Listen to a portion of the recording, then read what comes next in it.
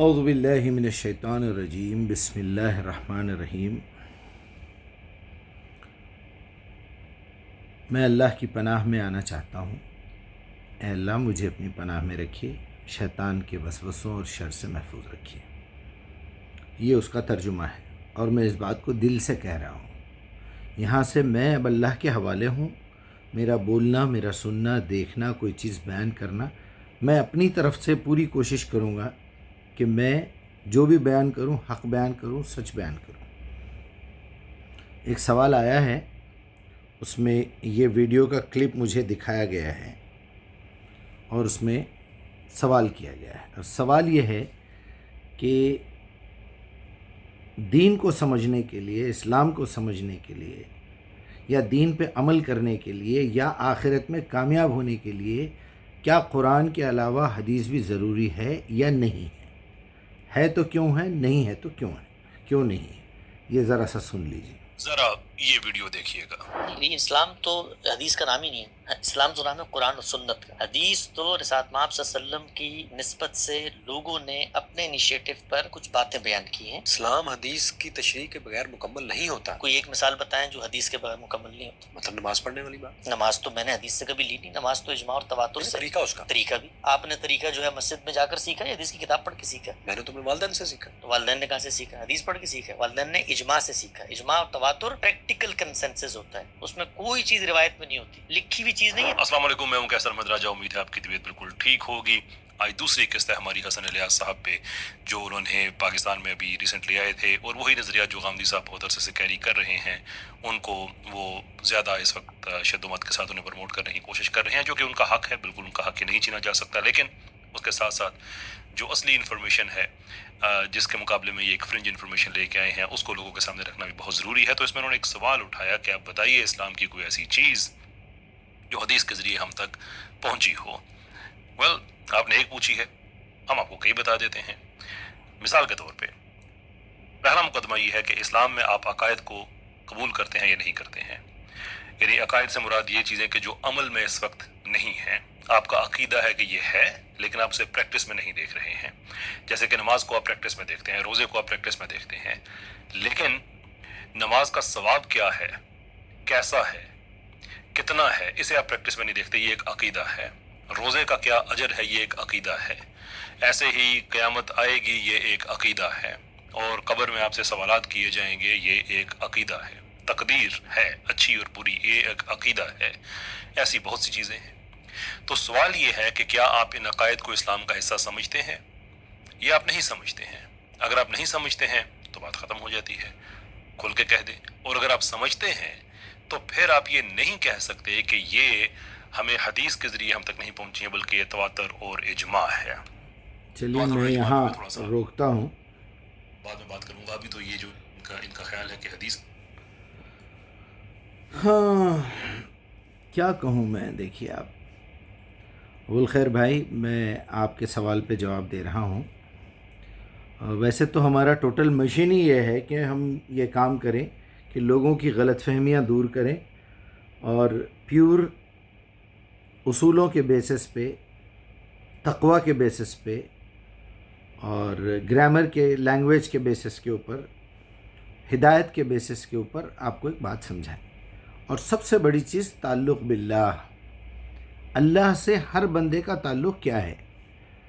اب یہاں الیاس صاحب سے یہ پوچھا گیا کہ پھر نماز ہم نے کہاں سے سیکھی، تو انہوں نے کہا تواتر سے سیکھی۔ تواتر کا مطلب ہے میں نے اپنے ڈیڈی سے سیکھا، نانا سے سیکھا، استاد سے سیکھا۔ میں نے تو کبھی زندگی میں بخاری کھول کے نہیں پڑھا، بلکہ میرے استاد بھی نہیں پڑھے ہوں گے۔ میرا مطلب ہے، مثال دے رہا ہوں میں، دادا پردادا فلاں فلاں فلاں، پتہ نہیں کتنے ایسے کروڑوں لوگ ہوں گے جو ایک دوسرے کی کاپی کر رہے ہیں۔ اور میں پورے احترام کے ساتھ یہ بھائی صاحب سے کہوں گا کہ کاپی صرف اعمال میں ہی نہیں ہوتی۔ جیسے آپ نے کہا ایکٹیویٹی تو تواتر سے آ جائے گی، عقیدہ نہیں آئے گا۔ سب سے پہلے تو عقیدہ آئے گا میرے بھائی، کہاں ہیں آپ؟ سب سے پہلے عقیدہ آئے گا۔ عقیدہ کہتے کسے ہیں؟ آپ اپنی تھیوری میں اپنے دماغ کے ساتھ کسی بات کو گرا ڈال دیں، عقدہ کسی بات کو آپ سمجھ لیں، آخرت آئے گی، محمد الرسول اللہ آخری رسول تھے، قرآن مکمل ہے، قرآن محفوظ ہے، اللہ اکیلا ہے، اللہ ہی خالق ہے، اللہ ہی مالک ہے، اللہ ہی رازق ہے، اللہ ہی رب ہے۔ قیامت کے دن آپ کی ایک ایک چیز کا حساب ہوگا، آپ کو یا تو جنت ملے گی یا جہنم ملے گا، ہمیشہ ہمیشہ وہاں رہنا ہے یا ہمیشہ ہمیشہ یہاں رہنا ہے۔ یہ سارے معاملات آپ کی پریکٹیکل لائف کے نہیں ہیں، یہ آپ کی سوچ کے اور ماننے کے ہیں۔ اب نماز کس طرح پڑھنا ہے، روزہ کس طرح رہنا ہے، نکاح کس طرح کرنا ہے، طلاق کس طرح دینا ہے، وراثت کا معاملہ کیسا ہے، جو پریکٹیکل زندگی باڈی سے ریلیٹڈ جو چیزیں ہیں میں آسانی سے سمجھا رہا ہوں لوگوں کو، وہ اسلام ہے۔ اور جو تھیوریٹیکل باتیں ہیں، جو عقیدہ ہے، اسے ایمان کہتے ہیں۔ آمنت باللہ، میں نے اللہ کو مان لیا، وہ ملائکتی، اور اس کے فرشتوں کو بھی مان لیا، مجھے نظر نہیں آ رہے لیکن میں نے مان لیا یہ سسٹم چل رہا ہے، اور چلانے والا اللہ ہے، وہ حکم دے رہا ہے فرشتوں کو، اس نے ڈپارٹمنٹس بنا دیے، تم یہ کام کرو، تم یہ کام کرو، تم یہ کام کرو۔ وہ بھی ہمارے لیے ایک مثال ہے کہ دیکھو ایک ابلیس ہے جو نافرمان ہے، تم اس کی چال پہ مت چلو، ایک فرشتے ہیں جو فرما بردار ہے۔ So common. آپ یہ کیسے کہہ رہے ہیں کہ تواتر کے بغیر عقیدہ ٹرانسفر نہیں ہوتا؟ عقیدہ الگ چیز ہے، عقیدہ بھی ٹرانسفر سے، تواتر سے ٹرانسفر ہوتا ہے میرے بھائی۔ آپ پہلے اپنے دماغ سے بات نکال دیجئے۔ اب میں وہ پورا 12 منٹ کا آپ کو سنا کے کوئی فائدہ نہیں ہے۔ ٹوٹلی موضوع ان کا یہ ہے کہ حدیثوں کی کتابیں جس کا مقصد ان کا یہی ہے کہ بخاری، مسلم، ابو داؤد، ترمذی، نسائی، ابن ماجہ، سیاستہ بول لیجئے، یا پھر آپ کسی ایک امام کے مقلد ہیں تو حنفی، شافعی، مالکی، حنبلی۔ اگر آپ اہل تشیع میں سے ہیں تو امام باقر، امام صادق اور فلاں جو بھی ائمہ ان کے پاس کے 12 ائمہ ہیں، ٹھیک ہے، آپ اپنے امام کو فالو کرتے ہیں، آج بھی امامت ان کے پاس کنٹینیو ہے۔ چلیے کیا بتاؤں میں اب آپ کو؟ آپ کہہ رہے ہیں 1400 سال، یہ بالکل غلط بات ہے۔ 1400 سال سے حدیث نہیں آ رہی، حدیث تو ابتدا ہوئی 1200 سال سے، یہ بھی ریکارڈ میں ہے۔ اچھا، ہسٹری کا حصہ سمجھ رہے ہیں؟ غامدی صاحب کہتے ہیں، الیاس کہتے ہیں کہ جتنی حدیث کی کتابیں آپ مانتے ہیں یہ ایک ہسٹری ہے، ضرورت رہی تو لیں گے، نہیں ضرورت رہی نہیں لیں گے۔ اللہ آپ سے نہیں پوچھے گا کہ آپ نے بخاری، مسلم پڑھی تھی یا نہیں پڑھی تھی۔ اللہ آپ سے یہ نہیں پوچھے گا کہ آپ نے یہ کام اپنے بڑوں سے سیکھ کے کیا تھا، کیسے کیا تھا۔ اللہ کو جو مطلب ہے آپ کی نماز سے، وہ کیا ہے؟ ان الصلاۃ تنہی عن الفحشاء والمنکر۔ پہلے تم مجھے یہ بتاؤ کہ تم نے صلاح کا مطلب قرآن سے سیکھا یا لوگوں سے سیکھا؟ تم نے دعا کا مطلب قرآن سے سیکھا یا روایتوں سے، لوگوں سے سیکھا؟ آپ کے پاس کیا ہے؟ دعا کا مطلب بھیک مانگنا۔ اللہ کے پاس بھیک مانگنا نہیں ہے، اللہ کے پاس بلانا ہے۔ ادعو الی سبیل ربک، بلاؤ لوگوں کو اللہ کے راستے کی طرف، بالحکمہ والموعظۃ الحسنہ۔ ادعونی استجب لکم، مجھے پکارو میں جواب دوں گا۔ بے شمار مرتبہ آپ کو دعا کا لفظ مل جائے گا۔ ذکر اللہ نے قرآن کو کہا ہے، ذکر اللہ نے نصیحت کو کہا ہے، ذکر اللہ نے اس یاد کو کہا ہے جو عالم ارواح میں ہماری بات ہوئی تھی۔ اللہ تعالیٰ نے قرآن کو ذکر کہا ہے، آپ ذکر وظیفے کو کہہ رہے ہیں، رٹا مارنے کو۔ یعنی جتنی ٹرمینالوجیز تھی، عبادت کا لفظ اللہ تعالیٰ نے غلامی کے لیے استعمال کیا ہے۔ لا الہ الا اللہ، نعبد الا اللہ، یہ جہاں عبادت کا لفظ ہے وہ غلامی کے لیے استعمال ہوا ہے۔ سرنڈر کر دینا اپنے آپ کو، ہر بات جو اللہ نے حکم دیا ہے پورا کرنا، جس سے منع کیا ہے رک جانا۔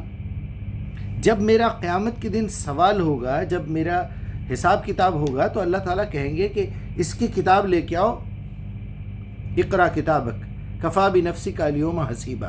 میری زندگی کی کتاب کے ساتھ اللہ اپنی کتاب کو بازو رکھ کے چیک کرے گا، سیدھی سیدھی بات ہے۔ والعصر ان الانسان لفی خسر الا الذین آمنوا وعملوا الصالحات وتواصوا بالحق وتواصوا بالصبر۔ اس میں یہ روایتیں کہاں سے آ گئی؟ اگر آپ کو سنت دیکھنا ہے، مجھے جو چیز والدین سے نہیں ملی، چلیے سارے مسئلوں کو تھوڑی دیر کے لیے سٹاپ کریے، میں ایک غیر مسلم ہوں سمجھیے، میں پہلے ہندو تھا، میں کرسچن تھا، میں کچھ بھی تھا، میں بالکل جاہل تھا، میرے کو کسی مذہب سے کوئی تعلق نہیں تھا، میرے بڑے ایسے ہی چھوڑ دیے مجھے پال کے، یا پھر چھوڑ دیے یتیم خانے میں، وہاں بھی مجھے مذہب نہیں ملا، وہاں ہندو بھی تھے، مسلمان بھی تھے، کرسچن بھی تھے، سب تھے، لیکن وہاں مذہب وہ کمیونسٹ آدمی تھا جو کمیونزم بھی نہیں سکھایا، ہم کو کورے کا کورا رکھ کے چھوڑ دیا۔ میں آپ کے پاس آ کے کہتا ہوں کہ میں مسلمان ہونا چاہ رہا ہوں، کیا کریں گے آپ؟ کیسے مسلمان بنائیں گے مجھے؟ بخاری مسلم پڑھائیں گے، فضائل اعمال پڑھائیں گے، بہار شریعت پڑھائیں گے، قصص الانبیاء پڑھائیں گے، بہشتی زیور پڑھائیں گے، کیا پڑھائیں گے؟ آج دنیا جو اسلام قبول کر رہی ہے کس چیز کو دیکھ کے قبول کر رہی ہے؟ اپنی زندگی میں ڈیولپمنٹ دیکھ کے، اور وہ ڈیولپمنٹ صرف قرآن سے آ سکتا ہے۔ آپ کو قرآن میں جو بات لکھی ہوئی ہے، اگر اس کا کوئی کسی کا بھی قول اس کو فیور کرتا ہے، اس کے برابر چلتا ہے تو ایکسیپٹیبل ہے بھئی۔ ہزاروں لاکھوں کروڑوں لوگ لکھے ہوں گے قرآن کے مطابق باتیں۔ اگر آپ قرآن کے خلاف کہیں گے اور وہ بھی رسول کا نام لیں گے تو پھر آپ نبی کے ساتھ بھی خیانت کر رہے ہیں، اللہ نے جو حفاظت کا ذمہ لیا ہے اس کی بغاوت کر رہے ہیں، اب اپنی عقل کی کمزوری کا اظہار کر رہے ہیں۔ کیوں خواہ کے پریشان ہیں؟ ارے بھائی، آپ قرآن اٹھانے کے بعد یہ جو آپ کے ہاتھ میں ہے یہ لکھی ہوئی کتاب ہے، اسے کتاب بھی کہا اللہ تعالیٰ نے، پڑھا جا رہا ہے، تجوید برابر ہے تو اسے قرات کہتے ہیں، جس سے قرآن کا نام اس کا قرآن ہے۔ اب اس پہ عمل کرنے کو سنت کہیں گے نا میرے بھائی۔ آپ اس میں کا عمل نکال کے اگر نبی کا کوئی حوالہ دیتے ہیں کہ اس عمل کو نبی نے اس طرح کیا ہے، اوکے، سر آنکھوں پہ، مگر پھر آپ کے پاس اختلاف کیوں ہوا؟ حنفی، شافعی، مالکی، حنبلی میں اختلاف کیوں ہوا؟ ہر شخص اپنی طور پہ کیوں لے کے آیا؟ کیا رسول اللہ صلی اللہ علیہ وسلم ہر ایک کے سامنے عمل الگ الگ کر کے دکھائے کیا؟ لوگ غلط کیسا بولے پھر؟ کیوں جھوٹ بولتے رہے؟ کیوں چھپاتے رہے باتوں کو؟ ہم کو کوئی ضرورت نہیں ہے چیزوں کی۔ ہو سکتا میں قبلے کی طرف اگر رخ کر کے نماز پڑھ رہا ہوں تو میں دیکھوں گا کہ اللہ تعالیٰ نے مجھے حکم دیا تھا سورہ بقرہ میں 143، 142، 141، دیکھو ادھر جاؤ، قبلہ ہے، اب تم بیت المقدس سے کعبے کی طرف مڑ جاؤ، ٹھیک ہے؟ اور اگر میں ڈھونڈوں گا تو مجھے پتہ چلے گا رکعتیں بھی قرآن میں مل رہی ہیں، جہری اور سری نماز بھی قرآن میں موجود ہے، 5 نمازیں بھی قرآن میں موجود ہے، لیکن ایک سیکریٹ کوڈ ہے اس کے لیے۔ اللہ کو پتہ تھا یہ چیز آدم سے چلی آ رہی ہے، اس کو ڈسکس کر کے یہاں ٹائم خراب کرنا اور کتاب میں سے کچھ لائنز ایکسٹرا کر دینا اللہ کا منشا نہیں تھا۔ اللہ نے جو چیز سب سے زیادہ ضروری تھی وہ بتا دی۔ وہ کیا ہے؟ حتی تعلموا ما تقولون، تم کو معلوم ہونا چاہیے کہ تم نماز میں کیا کہہ رہے ہو۔ لا تقربوا الصلاۃ وانتم سکارى ولا تقفوا ما ليس لك به علم ان السمع والبصر والفؤاد كل اولئک کان عنہ مسؤولا یا ایھا الذین آمنوا لما تقولون ما لا تفعلون۔ تمہیں پتہ ہی نہیں ہے تم کیا بکواس کر رہے ہو، بس لگے ہوئے ہیں بیوقوفوں کی طرح۔